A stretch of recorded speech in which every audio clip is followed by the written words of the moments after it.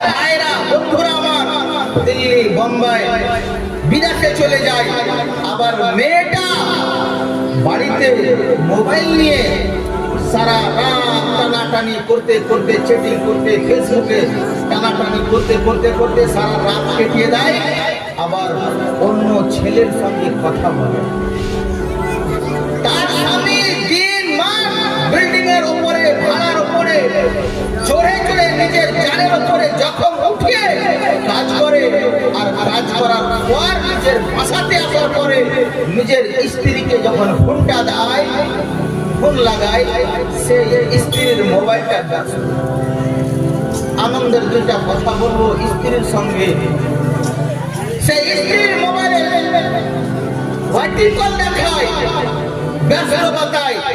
তাহলে বলেন তো ওই স্বামীর দিলে কি খবর, ওই স্বামীর মনের ভিতরে কি জ্বালা যন্ত্রণা হতে পারে?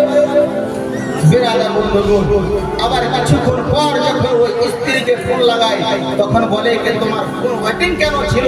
বলে আমার মা ফোন করেছিল, আমার খালা ফোন করেছিল, 14 গোষ্ঠী ওই মেয়েটাকে ফোন করেছিল।